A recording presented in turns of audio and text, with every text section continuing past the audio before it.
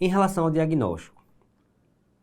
Então, o diagnóstico da artrite reumatoide, como muitas doenças reumatológicas, é clínico, tá? Então, o médico que dá o diagnóstico, independente do paciente preencher critérios classificatórios ou não, dele ter anticorpos positivos ou não, provas inflamatórias alteradas ou não, o diagnóstico ele é clínico, tá? Então, nós que vamos dar esse diagnóstico, independente de exames complementares. O nome já diz, né? São exames complementares. Você vai complementar o raciocínio clínico. Então, quais são os exames complementares que a gente utiliza para dar o diagnóstico de artrite reumatoide, para complementar esse diagnóstico? As provas de atividade inflamatória, principalmente PCR e VHS, né? Então, peçam as duas. Na prática, muitas vezes, as duas estão alteradas. Quando o paciente tem muita inflamação, as duas vão aumentar, tanto PCR como VHS.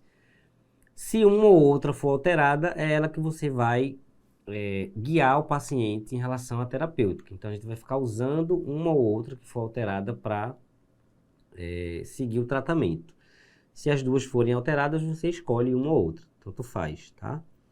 Em relação a autoanticorpos, né? A gente tem o fator reumatoide, que eu já falei, e o anti-CCP, que são o anti-CCP, na verdade, é um dos ACPAs, que eu falei que são os antipeptídeos cíclicos citrulinados. Existem outros ACPAs, mas o que a gente mais usa na prática clínica é o anti-CCP. E aí um pouco da diferença dos dois autoanticorpos. Se você puder, você solicita os dois.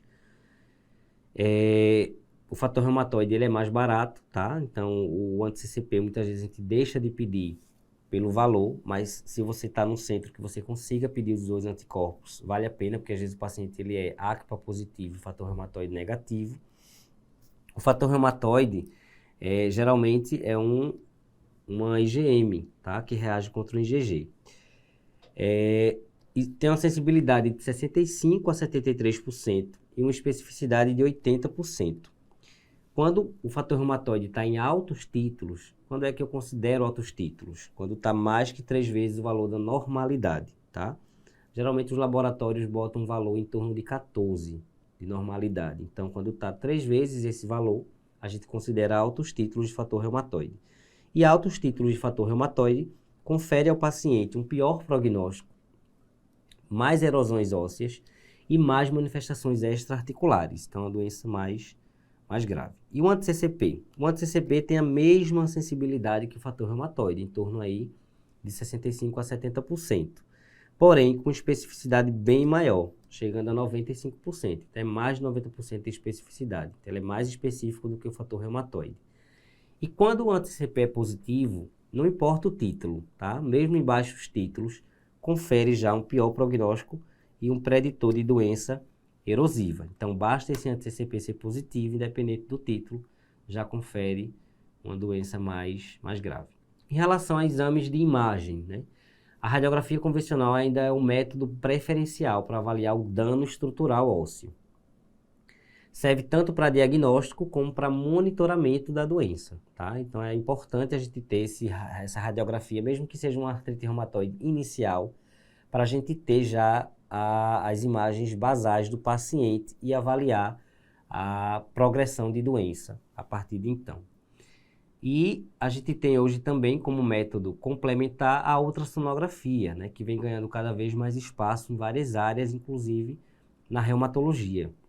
E a gente deve pedir a ultrassonografia com Power Doppler, né, que aí você vai ver a vascularização dentro da sinóvia, para avaliar se realmente tem sinovite ativa. Também serve para diagnóstico e monitoramento, muitas vezes muito mais sensível do que a radiografia para alterações ósseas mínimas. Então, algumas erosões são vistas mais precocemente na ultrassonografia que na radiografia. Mas nem sempre a gente tem acesso à ultrassonografia e é muito operador dependente, né? E a gente precisa de alguém bem treinado. Mas a vantagem é que mostra a inflamação, né? E também esse dano articular de uma forma bem mais precoce que é a radiografia. Em relação à radiografia, eu queria mostrar algumas alterações a vocês, típicas de artrite reumatoide. Lembra que a sinóvia é um tecido que fica perifericamente à articulação, né? Diferente da cartilagem que fica no centro da articulação, a sinóvia fica perifericamente. Então, quando você começa a ter erosão, você começa a ter erosão periférica. É diferente da osteoartrite. Na osteoartrite, que é uma doença da cartilagem, a erosão começa mais central, porque a gente tem mais cartilagem no centro da articulação. E aí, essa sinóvia começa, esse pânus, que é esse tecido granulomatoso que erode o osso, começa a fazer erosões perifericamente. Então, a erosão da artrite reumatoide, caracteristicamente, é na periferia do osso, né? Então, a gente vê erosão aí, ó, nessa falange aí média, erosão periférica, erosão. Aqui, no processo estiloide da una, a gente está vendo aí erosão, cisto. Então, quero que vocês gravem isso. Uma das localizações mais precoces de formação de cisto e de erosão na artrite reumatoide é o processo estiloide da una. Muitas vezes é a única alteração que o paciente tem, tá?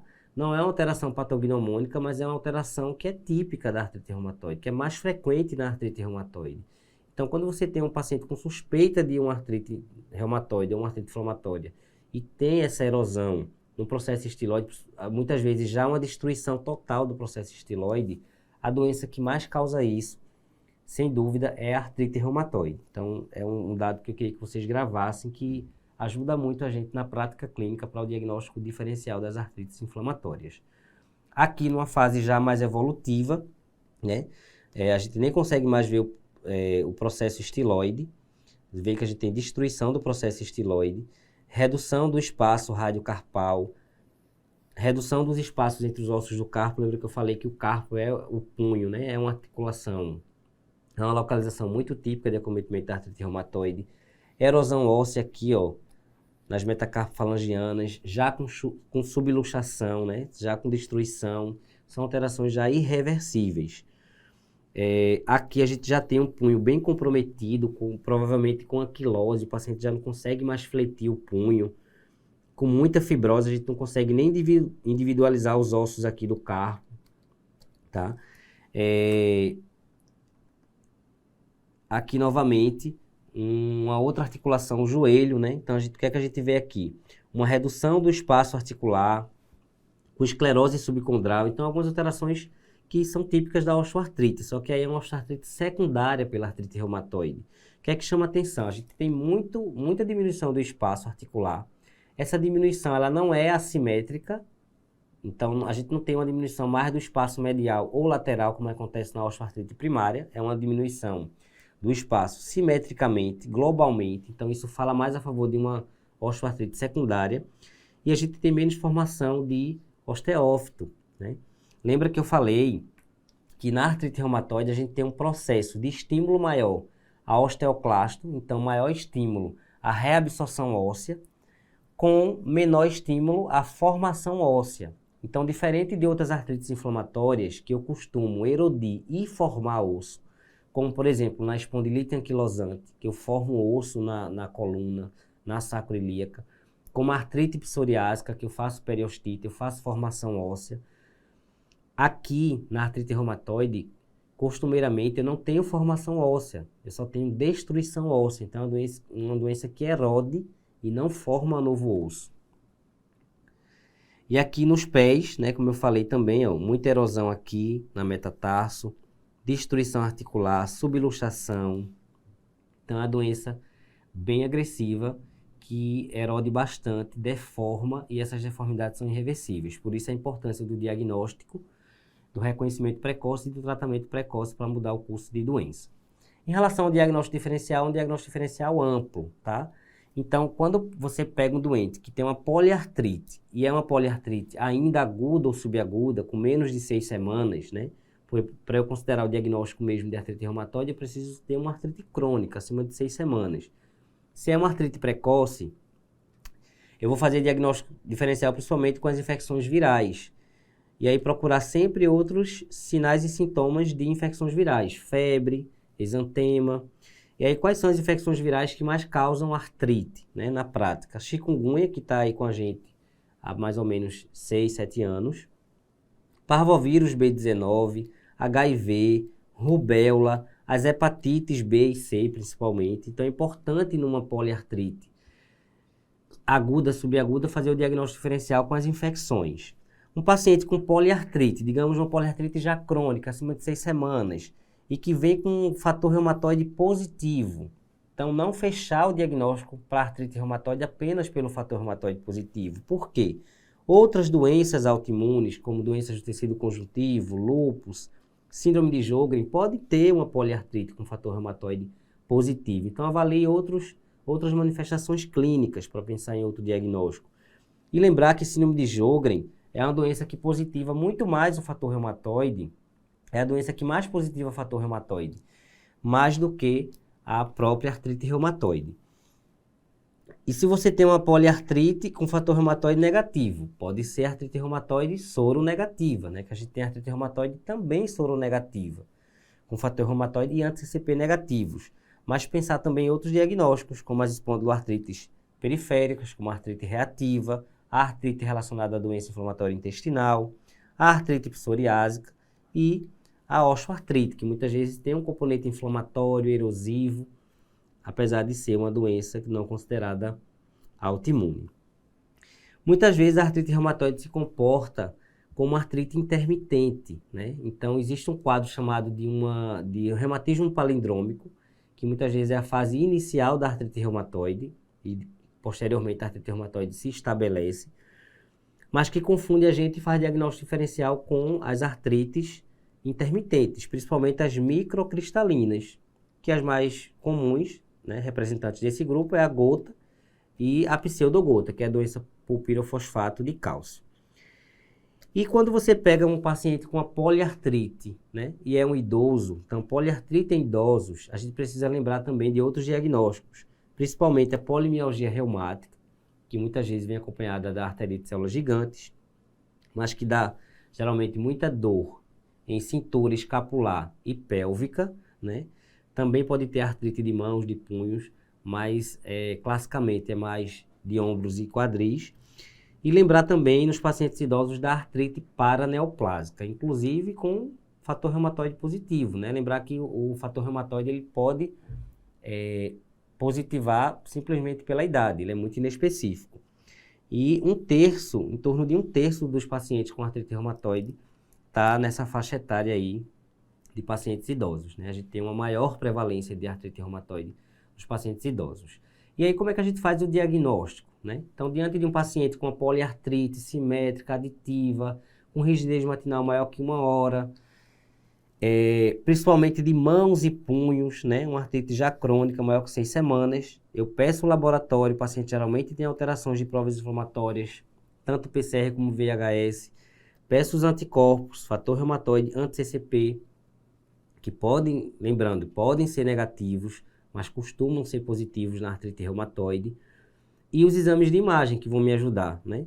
Tanto a radiografia como a ultrassonografia, principalmente no paciente com artrite mais precoce. Então, a ultrassonografia, ela ajuda muito o clínico, o reumatologista, no diagnóstico mais precoce das alterações em exames de imagem. Então, diante de tudo isso, eu junto a clínica, o laboratório e a imagem, eu estabeleço o diagnóstico de artrite reumatoide.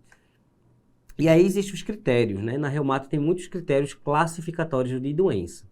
Lembrar que o nome é critério classificatório. Eu dou o diagnóstico clínico, com os exames que vão complementar o meu diagnóstico, e posso usar esses critérios classificatórios que são feitos para estudos para me ajudar a corroborar o diagnóstico, mas eles por si só não vão dar o diagnóstico.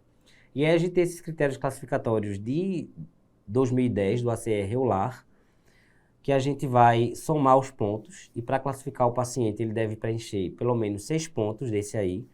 Esses critérios eles incluem o acometimento articular. Então, se eu tenho uma grande articulação, eu nem pontuo, porque não é típico da artrite reumatoide acometer grandes articulações e uma única articulação, a monoartrite, né? Que a gente já viu que é mais comum ser poliartrite. E aí você vai somando. Se tem 2 a 10 grandes articulações, são 1.000 pontos. Se tem 1, 2 a 3 pequenas articulações, 2 pontos. Se tipicamente, né, que é o clássico, você tiver mais de 4 a 10 pequenas articulações, você soma 3 pontos. E se pega mais de 10 articulações com pelo menos uma pequena, 5 pontos. A duração do sintoma, então, precisa ser mais que 6 semanas, ou a partir de 6 semanas, para eu considerar esse diagnóstico de artrite reumatoide, porque é uma artrite crônica.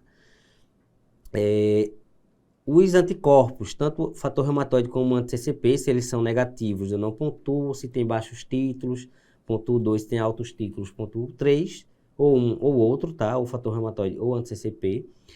E as provas inflamatórias, se PCR e VHS são normais, eu não pontuo. Ou se PCR ou VHS estiver alterado, independente do valor, eu já pontuo, faço um ponto. E aí tem que lembrar que qual é a população-alvo que eu vou aplicar esses critérios? No paciente que tem pelo menos uma articulação com sinovite clínica, então eu preciso ver essa sinovite, tá? Para eu realmente dizer assim, esse paciente tem objetivamente uma artrite e não uma artralgia. E essa sinovite não pode ser explicada por outra doença, né? Então lembrar dos diagnósticos diferenciais. Se tiver alguma dúvida, é bom consultar um reumatologista com expertise na doença. E aí, essa sinovite, lembrar que a gente não vai considerar as interfalangianas distais dos pés e das mãos, porque classicamente a artrite reumatoide poupa essas articulações. A primeira carpo-metacarpiana, que é acometimento principalmente da osteoartrite, né, que é a risartrose, que é aqui na base do polegar. E a primeira metatarsofalangiana, que é mais comum na osteoartrite, né?